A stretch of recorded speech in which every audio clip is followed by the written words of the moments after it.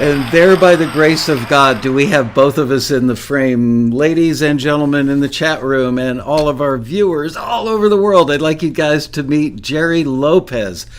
Jerry is Santa Fe of Santa Fe and the Fat City Horns, and we heard their amazing song, I'll Pack It Up, on the top 10 last Monday, and you guys all flipped out, and I flipped out. I think I'm up to at least 20 plays of the song.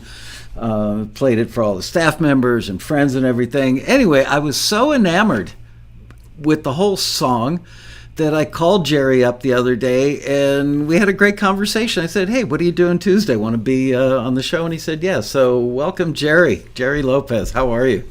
Thank you, Michael. Yeah, I'm thrilled to be here.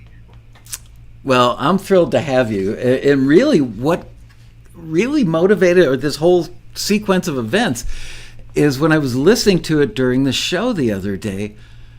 I think I might have said during the show, I said, "Are those horns live or are they MIDI?" I think they sound great, but they might be MIDI because they're so tight. I don't think anybody could play it that well. So I tracked Jerry down. I called him up. He goes, "No, they're live." Yeah. So that just got us into a conversation, and I like the guy. What can I say? And I just wanted all you guys to have him on the show and like him as well. So I'm just going to hit him up with some questions, and then we'll play the song one more time so we can all enjoy it again, and then you guys can ask him some questions. But so the band is Santa Fe and the Fat City Horns, and I'm guessing you're Santa Fe because you grew up in Santa Fe? Yep, born and raised in Santa Fe, but I left there as a teenager. You know, Santa Fe, my brothers and I, and we were all brought up playing and singing music since before we were in school. It was just a family thing, you know, and by the time we were teenagers, we were kind of big fish in a little pond. There wasn't a big music scene in Santa Fe. Yeah. So, you know, I would read these musicians' names on album covers, you know, and I could hardly wait to get out of there. Now as I'm older, I can hardly wait to get back most of the time. But right, you're the only guy who's ever said the words, "I want to get out of Santa Fe." Yeah, that's right. And it's like now, in fact, I'll be going there again at the end of October. But you know, because I mean, generations and generations of my family are from there. But when I was a young teenager, I mean, I wanted to go to LA. I wanted to go to New York. I wanted to go, you know, I wanted to be around those names on album covers that I used to read, you know. So we packed up an old school bus that we bought, my brothers and my father, and I mean all of us just quit school, quit our jobs, jumped in the bus and left. Yeah, everybody told us we were completely out of our minds, which we probably were, but we were together. It was an adventure, you know. Wow. And look how it turned out. You know, the thing I admire most about you is that you're doing what you love, making music every day of your life for an entire career. Oh, people are saying that you're a little low audio-wise. Can you give us a little more juice on the input side of your mic? I'll do what I can. I just set this up. I apologize for not having my tech thing together here, but I'll speak a little louder. How's that? Yeah, there you go. Or even just scoot in a little closer to the camera. Yeah, that's what I'll do. Yeah. All right. Try that. All right. Okay. Sounds good. So, all right. So you guys all moved, and you went to Las Vegas. Was your destination?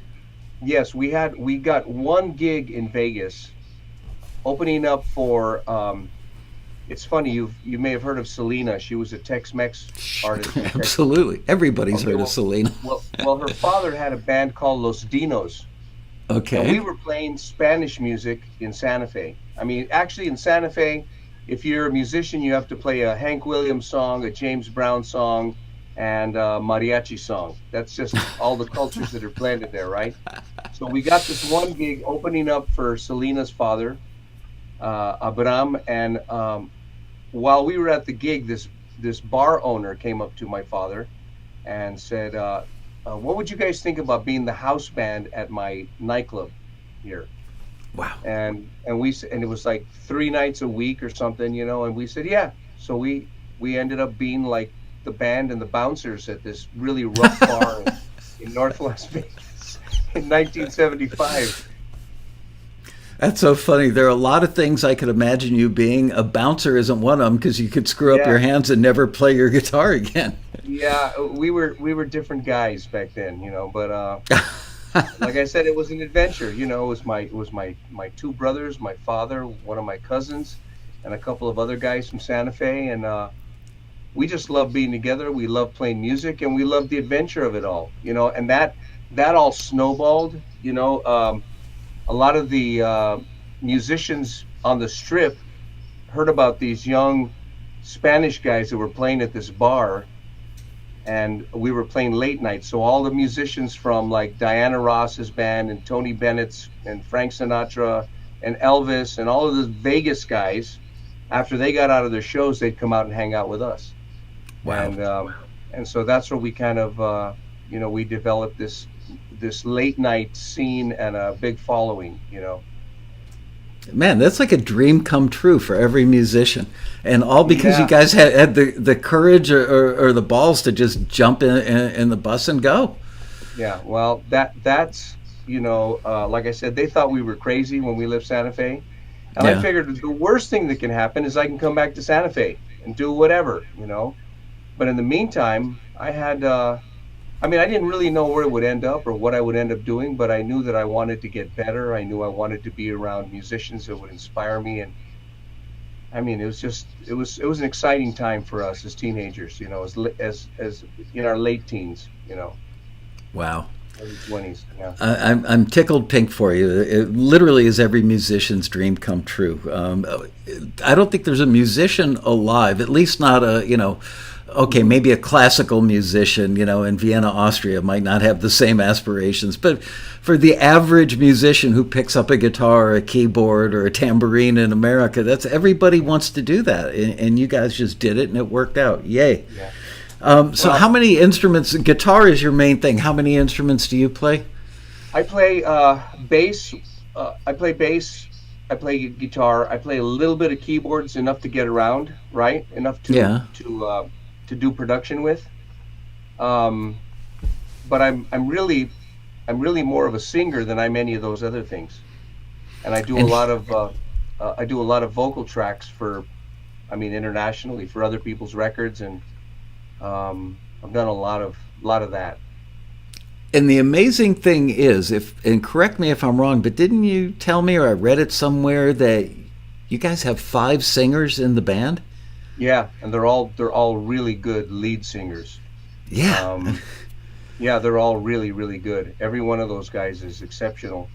Um, it's just it's kind of funny that San, my band Santa Fe's been around since the late '70s. Okay, Yeah. but it was always a five-piece, six-piece, seven-piece band. And at one point, my brother was out with Luis Miguel, he's a Mexican artist, and I was touring with Tom Scott and a jazz saxophone player, and I was also the musical director for another Mexican artist.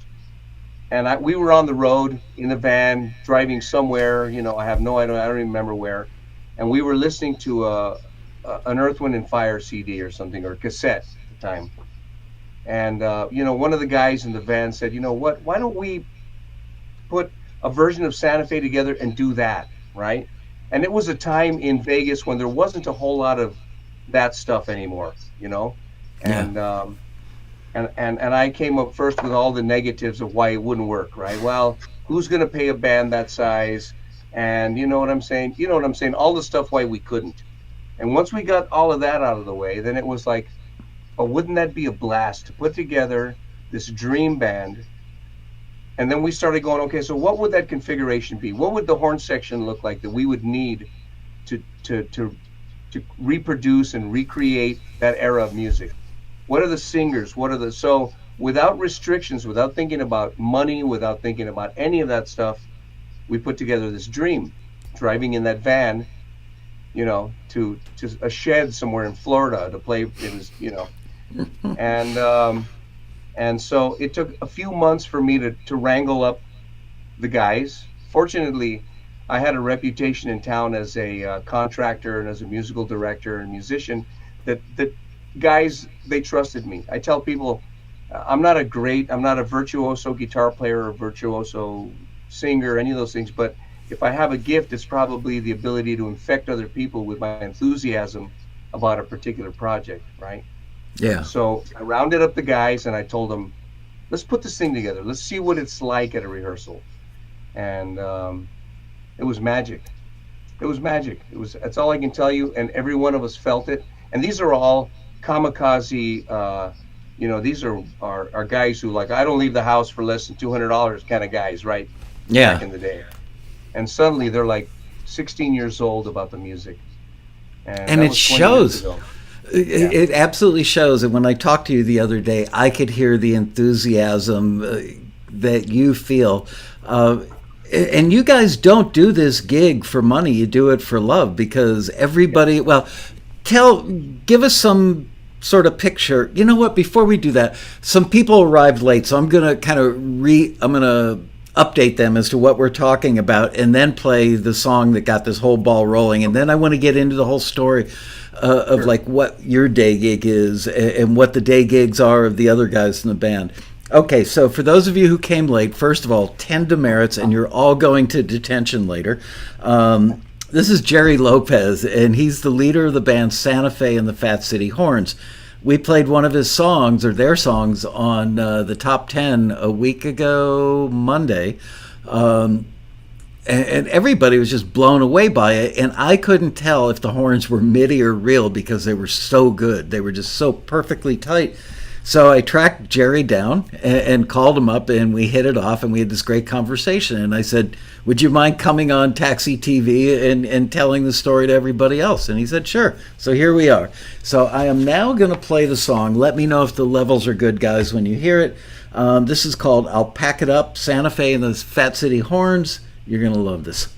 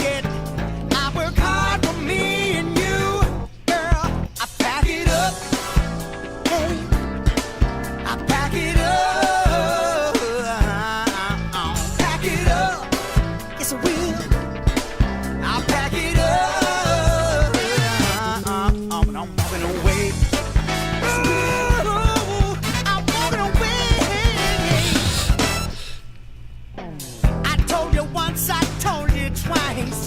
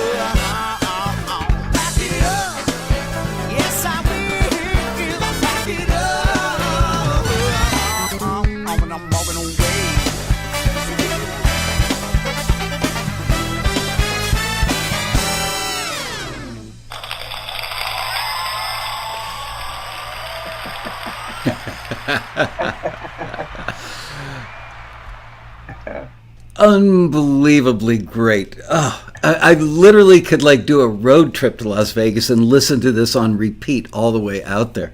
You should be so proud of this band and the song. Yeah. But so okay, first of all, Cass McKenty in the chat room said you should hook him up with Crawdaddy. That's I mentioned the guitar player from Phoenix in our first conversation the other day. Yeah. After we got off the phone, I actually sent him a link to a bunch of your YouTube stuff and your website. And I said, if you're ever going to Vegas, call Jerry, reference my name, and ask if you Right. can sit in for a song or two because he's your soulmate. He would fit Wow. in this band so well, and he will absolutely love you guys. So anyway, that's that.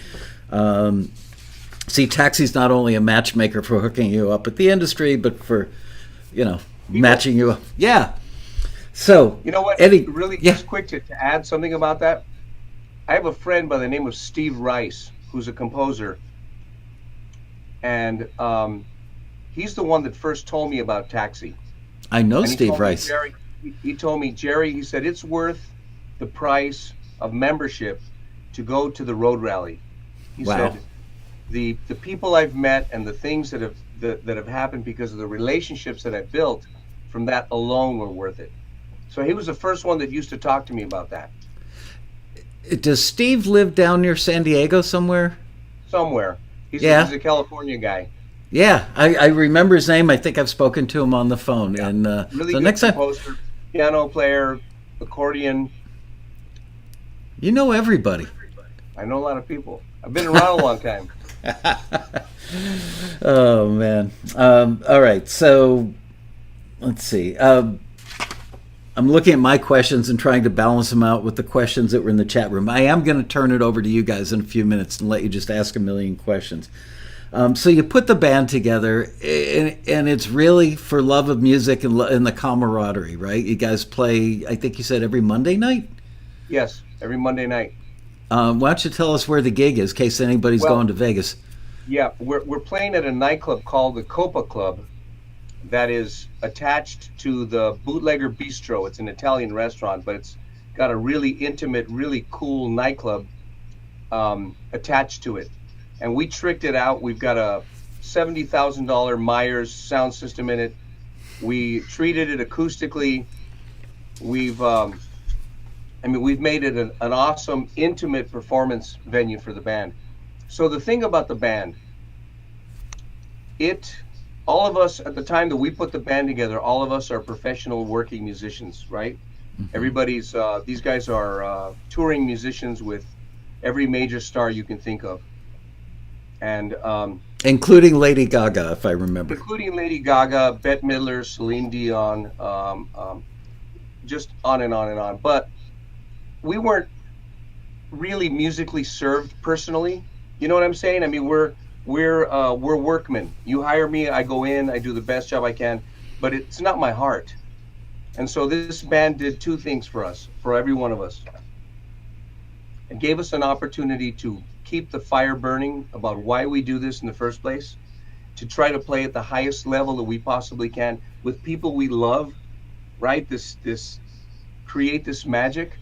And secondly, it gave us exposure to, now all those gigs that I mentioned come from people seeing this band, from seeing the musicians in this band.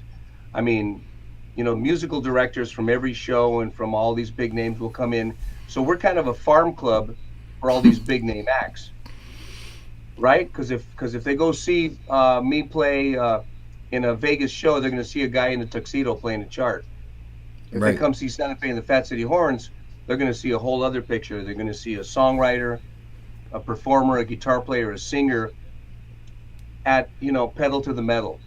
So it's a double thing. There's the thing of it's a healing for us, a spiritual soul healing for us musically, and it's also the greatest platform that we get to, and calling card for each one of us individually as writers, arrangers, musicians. Wow, I'm envious. I think all of us are envious because you guys are living the dream and you're earning good livings doing it, and just everything is right in your world. So congratulations on that, Thank man. you. Thank you, Michael. Somebody should do like a documentary on you guys and just call it "Living the Dream." Yeah. And I want to mention, I mentioned to you the other day. Yeah, I've worked with like Paul Schaefer and Will Lee and all those guys when I was in New York, and I would do jingles, and those guys would be the session cats on the jingles I worked on. Yeah. I've worked with some of the best studio players that money can buy or that anybody would dream of working with. And when I heard this song the other day, I went, "This is that level of Yeah. musicianship." Well, both of those guys have played with a band. Wow. I've known Paul Schaefer forever and ever and ever. And whenever he's in Vegas, he stops by. Will Lee has played with a band. Um, I mean, it's that kind of a band. Wow. And so the Monday night thing works out really well, um, because it's not Friday and Saturday when everybody's got a gig, when all those people are coming to town. Yeah. So, but yeah, these guys are all first class, and more than anything, they're great guys. They're kindred spirits. They're soulful people. A lot of the times, the money that we've made, we use it to help other struggling musicians in the city, or to help other. There are other things that we do with the money.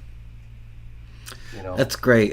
You mentioned the other day, you said, that all of you guys love going to the gigs and working together because you all love each other so much. There's such a bond, which is amazing because normally you put together a 4 or 5 piece and the band breaks up like the minute after you sign the record deal. But you've got 15 pieces in a band and there's love and there's family there. Yeah. That's Well, incredible. it's like any other thing. It's like any other business or whatever. I think 80% of the success is about the casting, right? It's who you surround yourself with. I'm sure you saw that in studios, in studio sessions. Like I said, there are a lot of great players. There are virtuosos but they don't necessarily fit in to where we're coming from, soulfully, spiritually, everything about the way this band feels. You know what I'm saying? I think in the 20 years that I've had this version of the band, I may have had to like actually fire maybe 2 guys. Wow. The rest of the time, if somebody leaves, it's because they become incompatible somehow and they pull out. You know what I'm saying? Yeah. But for the most part, these are the same 20 guys that have been in the band since the first day that we put it together. What do you do when somebody goes on an extensive tour, like one of the guys or some of the Horncats go out with Lady Gaga? How do you Yeah. fill in? Well, here's what happened. Over the years, because the band is so strong, we've got a lot of people who want to play in the band. So our bench is deep, and it's not deep with almost guys. These are like, the top guys. We have guys who will come from Los Angeles. I've got guys from Steve Miller Band to go, Jerry, if you need a sub, I'll fly in and I'll do the gig for nothing. I want to play with you guys. Wow. So we've got a deep bench of people who, our subs are amazing, You are making everybody in the chat room so envious. I mean, this is literally you're living. Do you like get down on your knees at the side of your bed every night and pray to God, thank you for delivering this musical fantasy to me? I do. And a lot of times being the leader of this, because people go, what's that? That must be like herding cats, right? And the truth is, it's a Rubik's Cube of schedules and personalities and all of those things. But at the end of the day, all of it is a blessing for me. There's not a single thing about this band that is too heavy, too hard, that I wouldn't want to continue doing it. It's like I said, it's a blessing for every one of us, and I get that from the guys. I'll get home from the show on Monday night, and I'll get text from the lead trumpet player, and he'll say, Jerry, who by the way is one of maybe 10 of the top lead trumpet players on the planet. And he'll text me, he'll say, Jerry, this is the greatest thing that I do in my life. And that's such a blessing. Thank you. Wow. Yeah.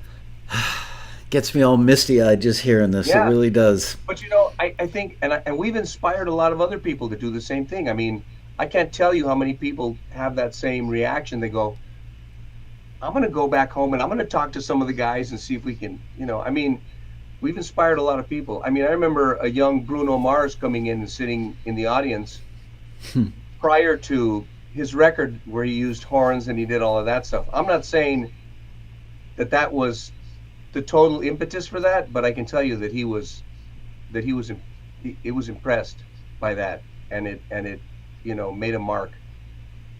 Wow. Yeah. Tell everybody what your day gig is, the one aspect of the day gig that most people will go, really, you do that, but you've earned a nice living doing it. Yeah. So my day gig is I write music for infomercials.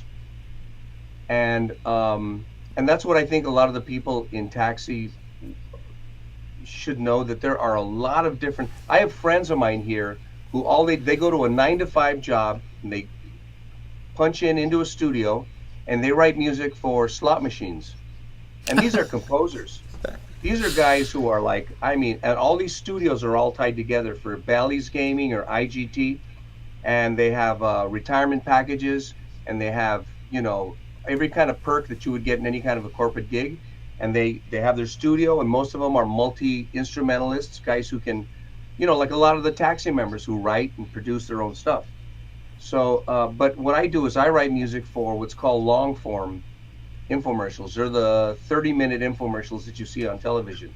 Yeah. And for the last 10, 12, maybe 15 years, I've worked specifically for Shark Ninja. So all the Shark vacuum cleaners, the Ninja kitchen systems, the blenders, the ovens, any of those products. If you ever watch any of those infomercials, that's my music. I watch them. Not only do I watch them, I recently just bought a Shark vacuum cleaner because I couldn't sleep one night. I watched the entire infomercial and I actually ordered the damn vacuum right then and there. They're great. And so that's what I do. And it's been lucrative. It's been because, I mean, those shows are 30 minutes long. They're played on multiple channels at different times of the day and in other countries. Yeah. So the back end just must be great. So it's really been good, and it can be very stressful. But what happens is I'll probably, like, we just got done, and it's myself and one of the guys in Santa Fe and Fat City Horns, Jamie Hosmer, who's a taxi member. But we're partners in this thing, and he's the keyboard player, and he plays guitar, and plays bass as well, and sings. But we just got done doing 2 new shows for 2 new products for them, right? And so we're dealing with 2 completely different production teams, and they want their music yesterday, right? So we're burning the midnight oil. I mean, we're working hard, maybe for 5 weeks, 6 weeks on these 2 shows. I mean, we're like, I get up, I come into the studio, and I don't leave. I take a break to eat. I come back in. I'm here till 3, 4 in the morning. I get up and work on it. But the rest of the year, I'm playing with Santa Fe and the Fat City Horns, and going to Santa Fe, writing music. So yeah, it's a blessing. It really is. It so much is. Are you married? I didn't ask you that the other day. I'm married. I'm married. I have 5 children. Wow. That's one of the cool things that living and working in Las Vegas for many years. I worked the lounges for many, many years. I was able to do my gig and come home and tuck my kids in at night. So I've lived a really cool. I live in a part of Las Vegas that I look out and I don't see the casinos. I could be in anywhere, suburbia, right? Yeah. And so I've raised 5 kids, and I'm married and got 2 dogs, and you are the exact opposite of the people who have that starving artist mindset. Like, I can't make it music because the world is against me. The industry doesn't want to sign me because they want to take it, they want to take advantage of you, or they don't want to hear your music, and nobody has any pity on the poor starving artist. You're the exact opposite of that. You're like the poster child, and you seem like an incredibly nice, normal guy with like Yeah, normal values. You know, you're yeah, not a dreamer in the negative sense. You're a dreamer in the right. positive Well, sense. Wow. Michael, I think that right from the get-go, and even I told you my story about how we left Santa Fe and the things that we did and the chances we took and all of that. I think that from the get-go, you, I mean, I have a lot of really talented friends who, when they ran into the walls, they turned left or they turned right. They became venture capitalists. They became whatever, doctors, but they still play music and they play it on the weekends and they have a great time. But they figured this is just too hard for me. It's a business where, I mean, talent is only one part of the recipe, right? It's not the criteria for success in our business. Talent is not. There's all these other things. And so if you understand that right at the get-go, that there's going to be obstacles, that there's going to be disappointments. I've had record deals that fell through before recorded the record and it never happened. I've had, it, you have to love the music so much, you have to love doing it so much that all of those other things have to be icing on the cake. That's just the way it is. You have to accept that right off the bat. If you go into this thing thinking, I'm going to find a formula that's going to make me $1 million, you're going to hurt. It's going to hurt you. You're going to get bruised by that. You have to love Wow. what you're doing so much that if the successes come, it's just like icing on the cake. That's my view of it. You are a special man with a real gift for your attitude about life. You know, I mean, I don't know if I should give your parents credit for that or if you were born with that as some sort of God given gift, but your attitude is The school of hard knocks. Okay, that learning all of that and realizing there was one point that I was a musical director for this Mexican artist, and he had me on a retainer. And so whether I gigged or I didn't gig, there was a check coming in. And I was so disillusioned by the music business. I thought, I want to do something where if I'm good, I win. You know what I'm saying? I had a moment like that. This was yeah. many years ago.